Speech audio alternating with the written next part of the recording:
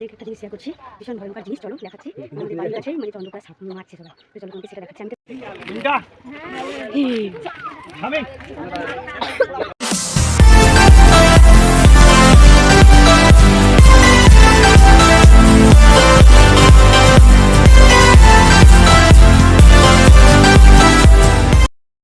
Hello guys, welcome back to my channel Jharna blog. তোমরা কেমন আছো? আশা করি তোমরা সবাই ভালো আছো। আমিও খুব ভালো আছি।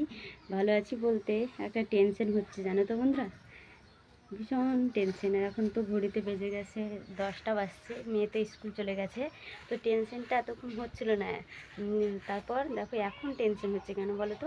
মানে এখন আমি ফোন করেছিলাম, মানে তোমরা তো জানোই যে আমি অ্যাকাউন্ট বই আনতে গিয়েছিলাম, মানে যেখানে আমি অ্যাকাউন্ট খুলেছিলাম আমার শ্বশুর গ্রামের পাশের গ্রামের শাখাতে, মানে স্টেট ব্যাংকের। তো সেখানে গিয়েছিলাম, তো বইটা লক লেগেছিলো, বই দেয়নি আমাকে, তাই বইটা আনতে গেলাম। বইটা আনতে গিয়ে দেখলাম যে বইটা লক লেগে গেছে। তো তাই তো বাড়ি এলাম। সেদিনকার তো হবে না, বলেছিল যে লক ছাড়াতে ব্রাঞ্চে যেতে হবে, তাই তো ওখান থেকে আবার অনেকটা দূর, সেই জন্য বাড়ি পালিয়েছিলাম দিদির বাড়ি। একটা ব্লগ দিয়েও ছিলাম, তোমরা জানো। তো তাই এবার তখন হয়নি। তো এবার আবার আমি নতুন করে ফোন করলাম আজকেই। তো আবার আমি ফোন করলাম আজকেই, এখন যে ব্রাঞ্চে যেতে বলেছিল বলে যে ফোন করলাম। তো ব্যাংকের ম্যানেজারটা বললো যে, ব্যাংকের না, যেখানে আমি খুলেছিলাম সেখানেই ফোন করলাম। তো আমাকে বললো যে তুমি শুক্রবার চলে এসো, তাই বললো। আর ভীষণ টেনশন হচ্ছে আমার। তো আমি যদি বইটা মানে বন্ধ করি, তাহলে সেদিনকে লক ছাড়িয়ে আসতে হবে, আর একদিন অন্য দিন গিয়ে বন্ধ করতে হবে। আর আমি যদি ভাবি যে আমি ট্রান্সফার করে আসবো, তাও সেদিনকেই শুধু মানে লকটা ছাড়াতে হবে, আর একদিন গিয়ে মানে ট্রান্সফার করে আনা যাবে। তো সেই জন্য মানে একদিনে আমার কাজটা হচ্ছে না, হচ্ছে 2 দিন যেতেই হবে। তো সেই জন্য আমার টেনশন, জানো তো কেন বলো তো। এই যে নবগ্রাম থানা থেকে ভগন, এই লালগোলা অত দূর মানে যাওয়া একটা অসম্ভব ব্যাপার, তাই না? সেই জন্য আমার ভীষণ টেনশন যে আমি কি করব। মানে তাও তো আমার দিদির বাড়ি থেকে যাব, তবু অনেকটা দূর। ওখানে গিয়ে মানে আমার তো ভাবছি যে কি করব, লকটা মানে আবার 2 দিন যেতে হবে। সেই জন্য আমি ভাবছি লকটা ছাড়িয়ে বইটা চালু করে নেব, তাই ভাবছি। আবার আপডেট যদি করতে যাই কোনো দিন, তাহলে ধরো তোমার আবার যেতে হবে টাকা খরচা করে। সেই জন্য ভেবেছিলাম যে ট্রান্সফার করে আনবো, কিন্তু একদিনে হবে না, সেই 2 দিনই যেতে হবে।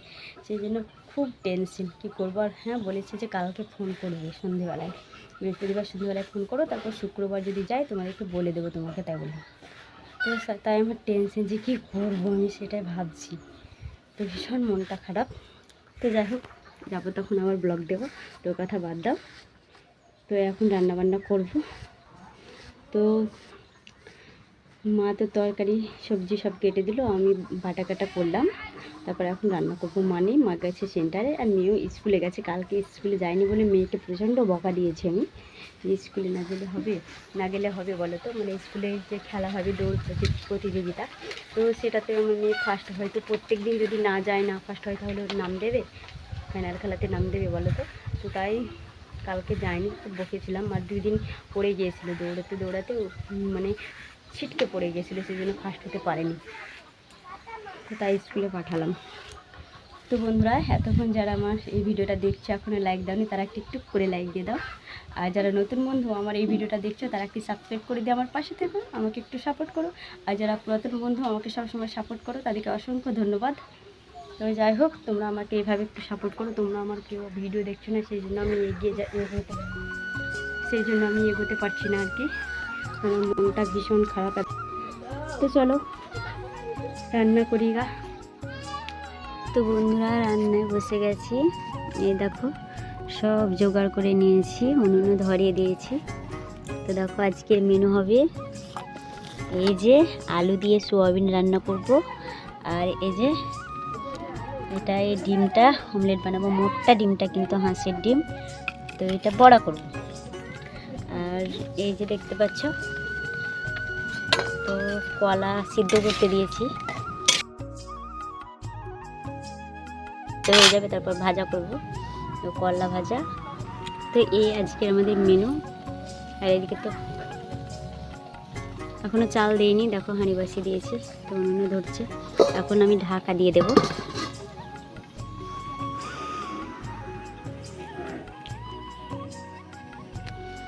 আর এখানে তো চাল, এই যে, তো এবার চাল দেব। বন্ধুরা ভাপাতে দিলাম, এবার ঢাকনাটা তুলবো। জল একদম নিয়ে আর সুন্দরভাবে সিদ্ধ হয়ে গেছে। তো এখন ভাজবো না, এরপর আলুটা সিদ্ধ করব। তারপর আলু সিদ্ধ করতে দিয়ে সোয়াবিন দিয়ে রান্না করবো, তারপর ভেজে নেব।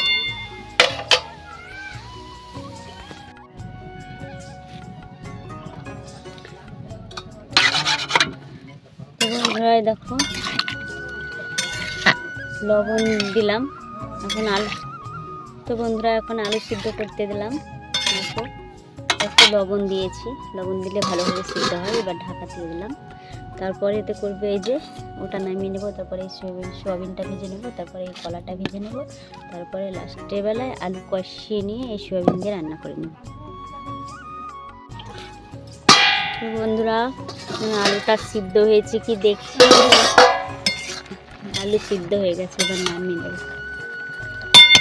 এবার ভেজে নেব সোয়াবিনটা, তারপরে কলাটা।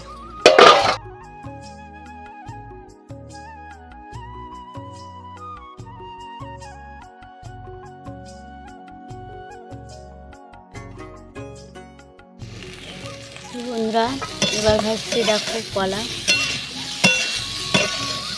আর এদিকে তো আমার সোয়াবিন ভাজানো কমপ্লিট। এবার এই যে আলুটাকে এবার কষিয়ে রান্না করে নেবো, তারপর রাত্রেবেলা অমলেট করে নিয়ে নেবো। তো এখনই তো বন্ধুরা তেল দিয়ে দিয়েছি, গরম হয়ে গেছে তেল। এবার আমি বড়া করার জন্য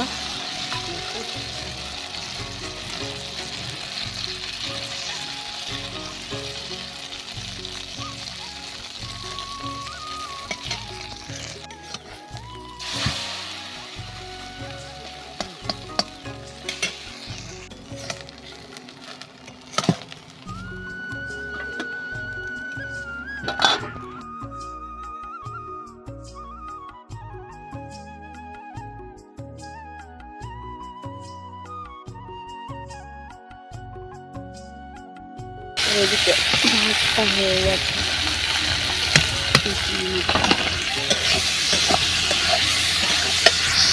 দিয়ে দেবো।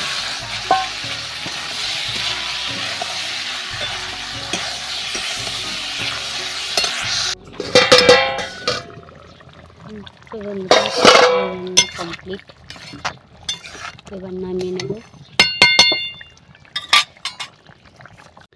তো বন্ধুরা দেখো রান্নাবান্না কমপ্লিট, আর একদম থরে থরে সাজিয়ে নিয়েছি আজকের মেনুগুলো। দেখো এখানে ভাগ করে নিয়েছি ডিমের অমলেটটা, মানে মেয়ে বেশি ভাগটা খাবে আর 2 ভাগ আছে বাবা আর আমি খাবার। মা তো নিরামিষ খেতে পাবে না। আর এখানে দেখো কলা ভাজা। আর সত্যি কথা বলতে এই যে দেখছো টমেটো মাখা করেছি, পুড়িয়েছিলাম, তো ভীষণ ভালো লাগে। এটা প্রিয়, এটা করার কথাই ছিল না, কিন্তু তাও করলাম। তো 4টে হয়ে গেল আজকের মেনু। একটা জিনিস শেয়ার করছি, ভীষণ ভয়ঙ্কর জিনিস, চলো দেখাচ্ছি। আমাদের বাড়ির কাছেই মানে চন্দ্রপুরা সাপ মারছে সবাই। তো চলো তোমাদেরকে সেটা দেখাচ্ছি। আমি তো চলে এলাম, ভাবলাম না আমার বন্ধুদেরকে শেয়ার করি, তাই বাড়ি এলাম এই ফোনটা আনতে। তো চলো।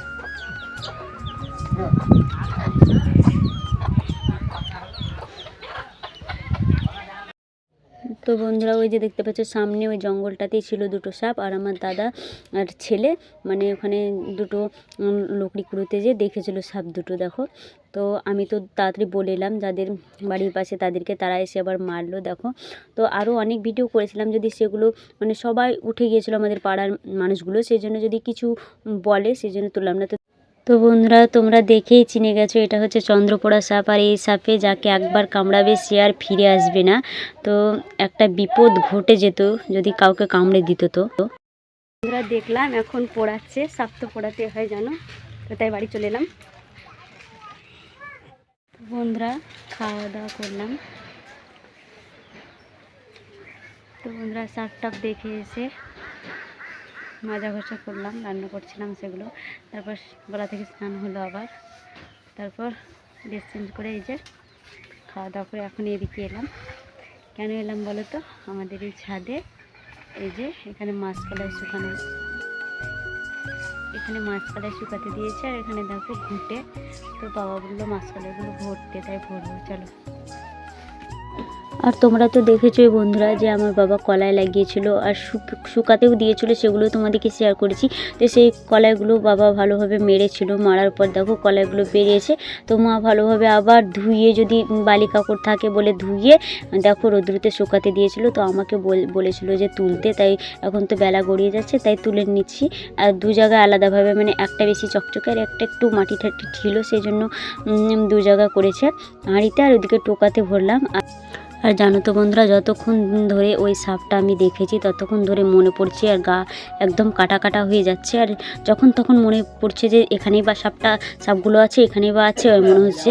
এই যে আমি সবগুলো তুলছি, তাও আমাকে মনে হচ্ছিল তো যদি কাউকে কামড়ে দিত না, ভীষণ বিপদ ঘটে যেত। আমাদের পাড়াতে সাপ দুটো ছিল, আমাদের পাড়াতেই, আমাদের বাড়ির পাশেই, মানে রাস্তার পাশেই দুটো জমি পেরিয়েই যে জঙ্গল তোমাদেরকে দেখালাম, ওই বাড়ি, মানে একটা বাড়ি আছে মাটির বাড়ি, এই সাপ দুটো ছিল। আর সত্যি কথা বলতে আমরা ছোট থেকে দেখি ওখানে অনেক রকমের সাপ থাকে।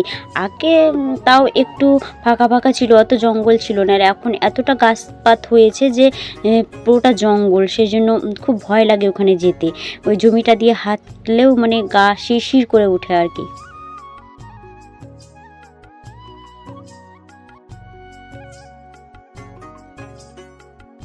তো বন্ধুরা, কলাই তোলানো কমপ্লিট, দেখো হাঁড়িতে আর টোকাতে আছে, বেলা গড়িয়ে যাচ্ছে তাই তাড়াতাড়ি তুললাম। আর বেশি বড় ভিডিও এডিট করলে জানো তো বন্ধুরা, মানে প্রবলেম হয়, সেই জন্য এখানেই এডিট করছি ভিডিওটা। আবারও নেক্সট ব্লগে দেখা হচ্ছে, টাটা।